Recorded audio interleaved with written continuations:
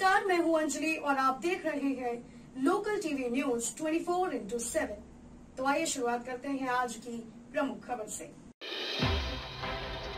दुर्गा पूजा, दीपावली और छठ पर्व के अवसर पर शहर में साफ सफाई को लेकर नगर आयुक्त ने किया मेयर, उप मेयर, पार्षद और शांति समिति के लोगों के साथ बैठक। बिहार सरकार द्वारा कराए गए जाति जनगणना पैदा कर रही है जनता के बीच जाति उन्माद। बुने जा रहे हैं राजनीतिक ताने बाने, हो सकता है बड़ा राजनीतिक विस्फोट। अति पिछड़ा आयोग के पूर्व अध्यक्ष प्रोफेसर डॉक्टर रतन मंडल।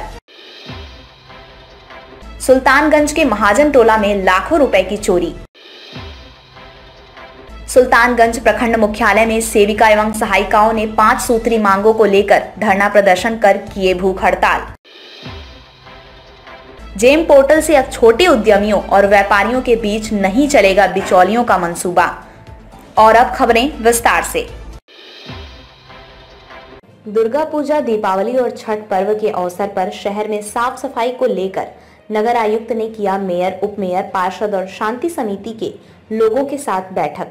नगर निगम के सभागार में नगर आयुक्त डॉक्टर योगेश सागर की अध्यक्षता में दुर्गा पूजा, दीपावली और लोक आस्था के महापर्व छठ की तैयारी को लेकर शांति समिति और दुर्गा पूजा समिति के सदस्यों के साथ साथ शहर के प्रबुद्ध जनों के साथ बैठक का आयोजन किया गया, जिसमें दुर्गा पूजा से लेकर छठ तक शहर में किस प्रकार से साफ सफाई की जानी है जिससे लोगों को कहीं से भी कोई परेशानी का सामना न करना पड़े, जिसको लेकर बैठक में चर्चा की गई। वहीं लगातार जिले में बढ़ रहे डेंगू को देखते हुए भी शांति समिति के सदस्यों के द्वारा नगर निगम पर कई सवाल खड़े किए। ठीक तरीके से फॉगिंग नहीं होने पर कई जगहों पर जल जमाव की समस्या को अभिलंब दूर करने की मांग शांति समिति के लोगों के द्वारा की गई। वहीं सफाई व्यवस्था को भी चुस्त दुरुस्त करने को लेकर मांग की गई है। वहीं एजेंसी के काम से शांति समिति के लोग नाखुश दिखे। श्यामानंद सिंह की रिपोर्ट। कर भी रहे हैं, लेकिन तालाब विसर्जन के लायक बने। बिहार का पहला कृत्रिम तालाब भागलपुर में बना, यह हम लोग के लिए सौभाग्य की बात है। लेकिन सब तकनीकी परेशानियां उसमें रही, जिनकी जानकारी समय समय पर हम लोगों ने आपको दिया है। बिहार सरकार द्वारा कराए गए जाति जनगणना पैदा कर रही है जनता के बीच जाति उन्माद। बुने जा रहे हैं राजनीतिक ताने बाने, हो सकता है बड़ा राजनीतिक विस्फोट।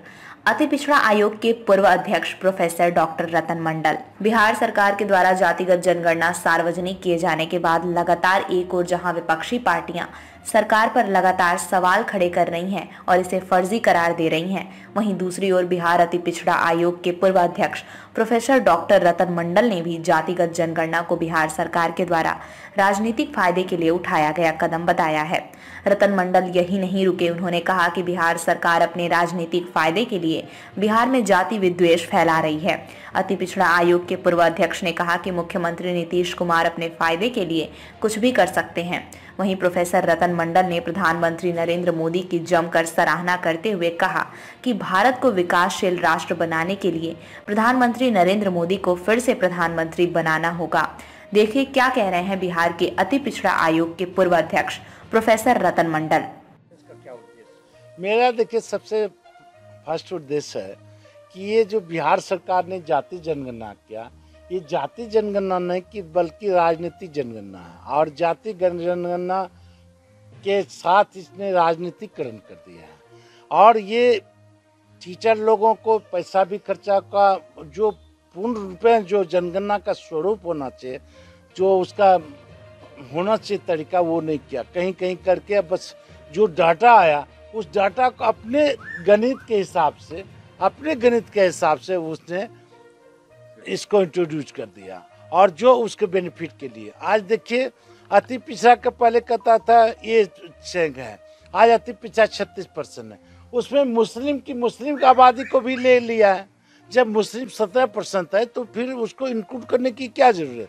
ये जनगणना पूर्णतः फॉल्स है। ये अब राजनीतिकरण जनगणना, ये अपने ढंग से आप डाटा बेस करके अपना इंट्रोड्यूस कर दिया है। आप जादव में देखिए, जादव में 25 हो जाता है, लेकिन 25 जात को एक जादव बना के 12-14 पॉइंट समथिंग बना दिया। इसी टाइप से क्या हमारे जात का कम से कम होना चाहिए 20 लाख 22 लाख होना चाहिए। काहे कि हम 7 पार्लियामेंट में हैं। और 7 पार्लियामेंट मजबूती से है।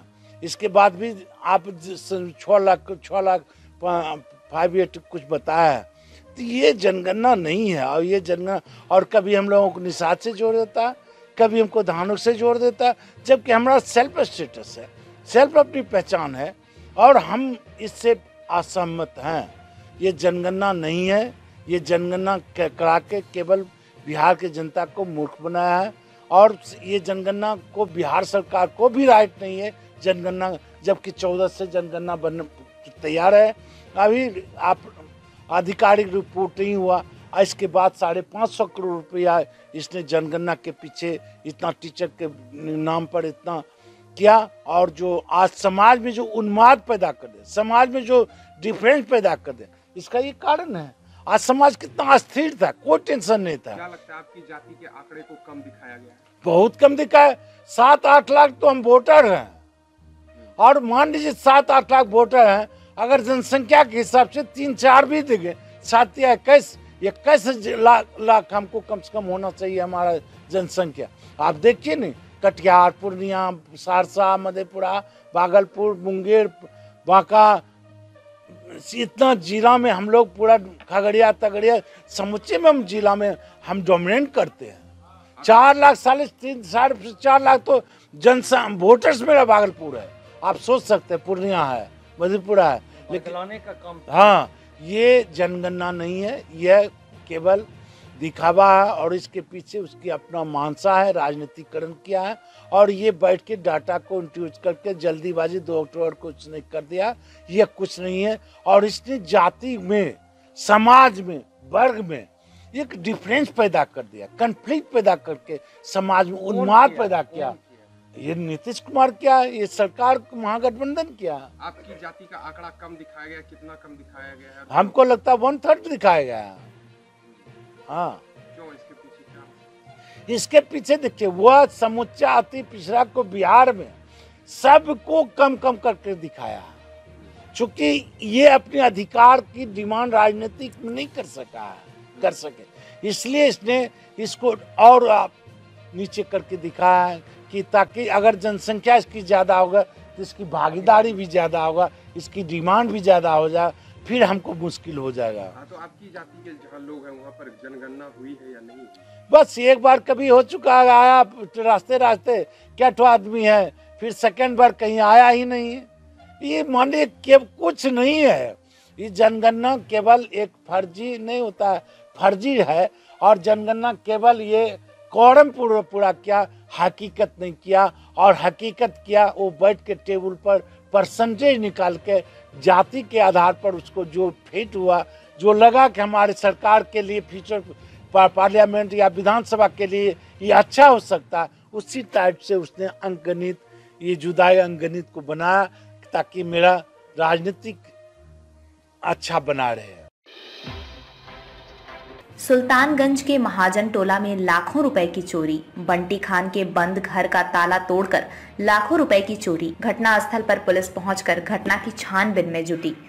सुल्तानगंज थाना क्षेत्र के महाजन टोला के बड़ी दुर्गा स्थान के समीप इमामबाड़ा के पास विगत 4 दिन पूर्व बंटी खान के बंद घर में हथियार दिखाकर आलोक कुमार चौधरी एवं अन्य सहयोगी के द्वारा लाखों रुपए की चोरी की घटना का अंजाम देने का मामला प्रकाश में आया है।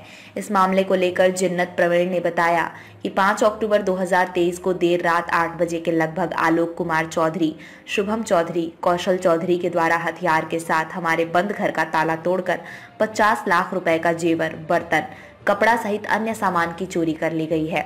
और इस मामले को लेकर हमारे भाई बंटी खान के द्वारा सुल्तानगंज थाना में लिखित आवेदन 6 अक्टूबर को देने पर कोई भी कार्रवाई पुलिस के द्वारा नहीं करने पर 9 अक्टूबर को सुल्तानगंज थाना में सूचना देने पर थानाध्यक्ष प्रिय रंजन के द्वारा 10 अक्टूबर को स्थानीय पुलिस पदाधिकारी के द्वारा बंद घर का जांच पड़ताल किया गया है। इस घटना की जानकारी जेडीयू अनुसूचित जाति के जिला अध्यक्ष महेश दास को मालूम होने पर पीड़ित परिवार से मुलाकात करते हुए Bhagalpur SSP, Bhagalpur DSP, Patna DGP से दूरभाष पर बातचीत करते हुए पीड़ित परिवार को उचित कानूनी कार्यवाही होने का भरोसा दिया गया। इस घटना से पीड़ित परिवार का रो कर बुरा हाल है। इस दौरान जेडीयू कार्यकर्ता सहित पीड़ित परिवार के लोग मौजूद थे। हुआ सर, किनका घर है ये? मेरा घर है, बीबी नसीमा खातून का घर है सर। मेरी माँ के नाम से है सर। हम लोग 50 साल से रह रहे हैं सर। क्या हुआ आपके घर में? मेरे घर में डकैती हो गया 5 तारीख को सर। हम लोग दिल्ली में थे, मम्मी को ले गए थे इलाज कराने के लिए। वहाँ से आए तो वहाँ खबर मिला, आलोक चौधरी फोन करके धमकी दे रहा था, तुम्हारे घर में सब चीज बर्बाद कर दिए, कोई आएगा तो मर्डर कर देंगे। हम लोग को बर्बाद कर दिया सर। आलोक चौधरी कहीं का नहीं छोड़ा। क्या क्या लूटा? उसके लिए कानूनी कार्रवाई करे सर। क्या क्या हुआ है? मेरे घर में सारा गहना जेवर पीतल का सामान सारा लूट लिया, जो नहीं ले जा सका फालतू सामान को चूर दिया, कहीं का नहीं छोड़ा सर। कितना का सामान लूटा है? मेरा 50 लाख का सामान चोरी कर लिया सर। कौन लोग? आलोक चौधरी क्या?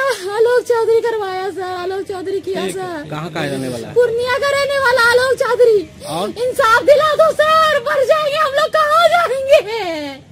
रोड पे आ गए हम लोग। थाना में दिए हैं आवेदन? थाने में दिए हैं। कब दिए हैं? थाने में दिए 6 तारीख को दिलवाए हैं। हम भी अपने से कल भी गए थे सर। कोई कार्रवाई अभी भी पुलिस आई, कुछ कार्रवाई नहीं कर रही सर। अच्छा होगी। प्लीज सर हमको साफ दिलाइए। कौन दिया आवेदन? आवेदन हम दिए ले जाके 6 तारीख को मेरी नना दी थी ले जाके। आवेदन कौन दिया है थाना में? थाना में हम बंटी खान दिए है। बंटी कौन है? मेरा भाई है बंटी खान। वही दिया आवेदन? हाँ आवेदन वही दिया है। अच्छा।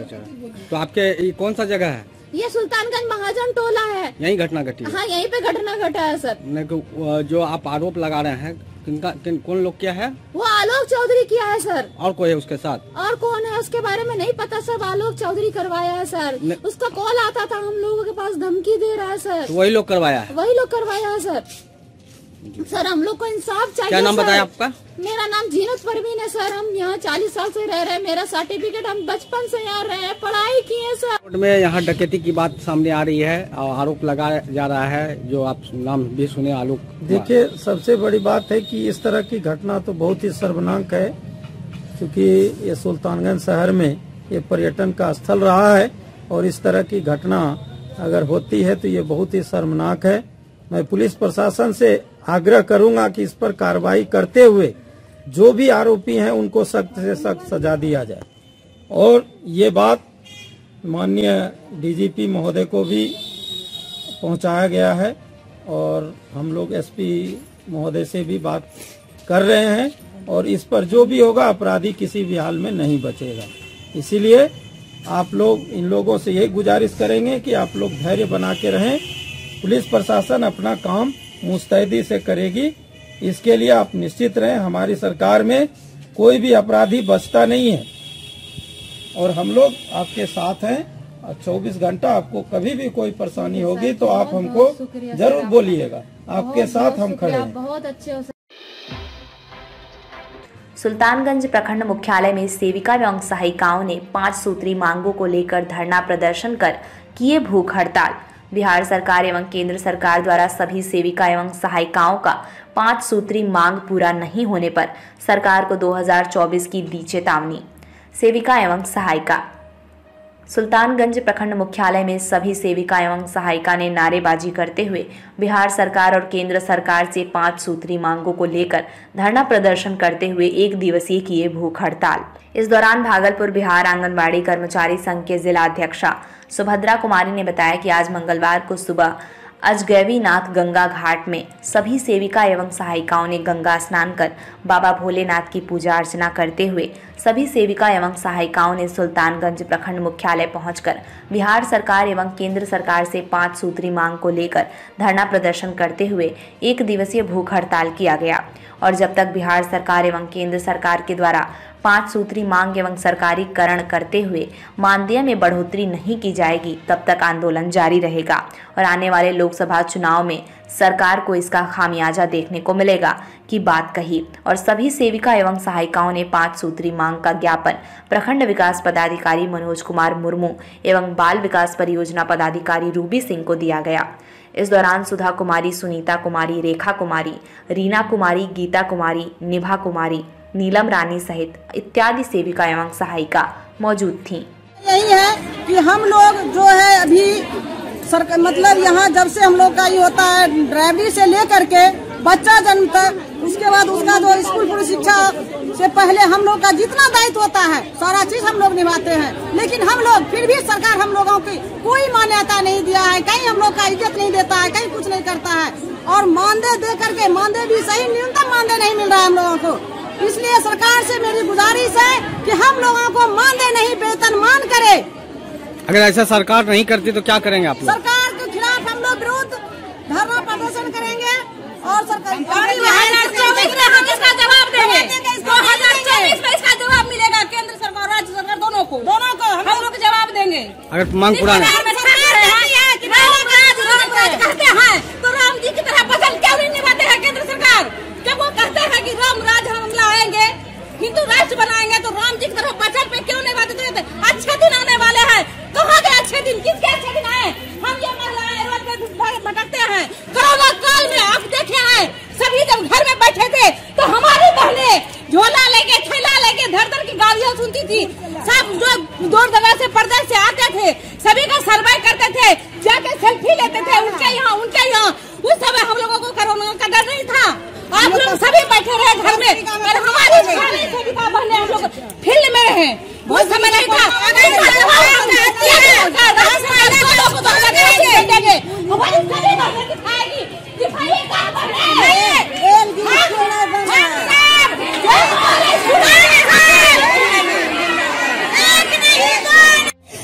हम लोग 9 तारीख से अनिश्चितकालीन हड़ताल पे हैं और आज हम लोग का 1 दिवसीय भूख हड़ताल है, जिसमें कि हम लोग भूख हड़ताल में बैठे हैं। हमारी 5 सूत्री मांगे हैं। हम जब तक हमारी 5 सूत्री मांगे पूरी नहीं हो जाती हम लोग अनिश्चितकालीन हड़ताल पे रहेंगे। क्या मांगे हैं? हमारी मांगे हैं कि हम लोग को सरकारी कर्मी का दर्जा दिया जाए और हम जब तक हमसे बिहार सरकार से मांग है कि आप हमें अभी न्यूनतम जो हो हम लोगों को 10,000 रुपया दिए और केंद्र सरकार से मांग है कि हम लोग को 25,000 रुपया दिया जाए, वेतन मांग किया वेतन मानदेय नहीं वेतन दिया जाए। हम लोग जेम पोर्टल से अब छोटे उद्यमियों और व्यापारियों के बीच नहीं चलेगा बिचौलियों का मंसूबा। जेम पोर्टल से छोटे व्यवसायी अब सीधे सरकार को अपने उत्पादन को कर सकेंगे सप्लाई और ले सकेंगे सीधा सीधा मुनाफा। छोटे उद्यमियों और व्यापारियों को बिचौलिए अब बरगलार नहीं कर सकेंगे और सरकारी योजनाओं के लाभ के साथ साथ छोटे व्यवसायी अब सीधे सरकार को अपने उत्पादन को सप्लाई कर सकेंगे। इसको लेकर जेम पोर्टल पर रजिस्ट्रेशन करने का काम प्रारंभ हो चुका है। भागलपुर जिले में पंजीकरण के कार्य को तेजी पहुंचाने को लेकर जेम पोर्टल के क्षेत्रीय निदेशक विनीत झा ने बताया कि जेम पोर्टल पर रजिस्ट्रेशन करने को लेकर प्रधानमंत्री द्वारा किए गए आह्वान का असर हो रहा है और काफी संख्या में छोटे उद्यमी अपना रजिस्ट्रेशन करवा रहे हैं। विनीत झा ने यह भी बताया कि इससे छोटे व्यापारियों को काफी लाभ मिलेगा और वह अपने प्रोडक्ट को सीधे सरकार को अपना उत्पादन पोर्टल के माध्यम से बेच सकेंगे। वहीं छोटे उद्यमी भी जेम पोर्टल पर रजिस्ट्रेशन करने को लेकर काफी उत्साहित दिख रहे हैं। देखिए पोर्टल पर रजिस्ट्रेशन करने से क्या फायदा होगा, क्या कह रहे हैं विनीत जैन और कितने उत्साहित हैं उद्यमी स्वीटी कुमारी। जेम पर रजिस्ट्रेशन करने से एक फ़ायदा है कि आप डायरेक्ट सरकार के साथ अपना व्यापार कर सकते हैं। सरकारी संस्थाएं जो भी हैं अभी, चाहे वो केंद्र सरकार हो चाहे वो राज्य सरकार हो, वो सभी प्रोक्योरमेंट जेम के माध्यम से कर रही है। छोटे से छोटे सामान को जेम से ख़रीदा जा रहा है, जैसे कि स्टेशनरी है, बड़ा बड़ा मशीन सब है, जितनी गाड़ियाँ हैं सब कुछ जेम से ही प्रोक्योर होता है। और यहाँ पर अभी 1 डिस्ट्रिक्ट 1 प्रोडक्ट को लेके हम लोग यहाँ पर रजिस्ट्रेशन कर रहे हैं। जो उद्यमी हैं, जो ऐसे बुनकर हैं, जो अपना सिल्क का कारोबार कर रहे हैं, अभी 1 डिस्ट्रिक्ट 1 प्रोडक्ट को लेके मुहिम चलाई जा रही है। इसमें कि हर जिला की कुछ खास प्रोडक्ट्स हैं, जैसे भागलपुर में आपकी सिल्क साड़ी, सिल्क शॉल, कतरनी राइस, मैंगोज आइटम, इसी तरीके से हर जिला का, मधुबनी का पेंटिंग, कटिहार का जूट बैग, ये सभी चीज़ों को इसके ऊपर रजिस्टर्ड करना है हम लोगों को, सारे उत्पाद को इसके ऊपर अपलोड करना है। और जो भी सरकारी संस्थाएं हैं वो सारे प्रोडक्ट्स छोटे छोटे लघु उद्यमी से खरीदारी करेंगे इस चीज़ से। क्या नाम है आपका? मेरा नाम विनीत झा है और मैं जेम का क्षेत्रीय प्रबंधक हूँ बिहार स्टेट के लिए। जेम पोर्टल जो आया है, इससे उद्यमी लोग डायरेक्ट अपना प्रोडक्ट सरकारी डिपार्टमेंट में बेच सकते हैं। इसमें हम लोग को बीच में किसी का सहारा लेने की जरूरत नहीं पड़ेगी। हम अपने प्रोडक्ट को जेम पोर्टल पे लिस्टिंग करेंगे, तो उसके बाद गवर्नमेंट अपना टेंडर निकालेगी, हम लोग उसके लिए एलिजिबल होंगे उनको देने के लिए। तो क्या लगता है आसान हो गई है आप लोगों के लिए? हाँ, हमारे लिए आसान इसलिए हो गए कि हमें अब बीच में किसी का सहारा नहीं लेना, हम डायरेक्ट जैम पे जाएंगे और जब टेंडर होगा तो पहली प्राथमिकता हम उद्यमियों को ही मिलेगी। सरकार की अच्छी पहल कहेंगे? सरकार की बहुत अच्छी पहल है भारत सरकार की। क्या नाम हुआ आपका? स्वीटी कुमारी, महिला उद्यमी। अब तक के लिए बस इतना ही, मिलते हैं फिर ऐसी ही बड़ी खबर के साथ। तब तक के लिए नमस्कार और देखते रहिए लोकल टीवी न्यूज 24/7।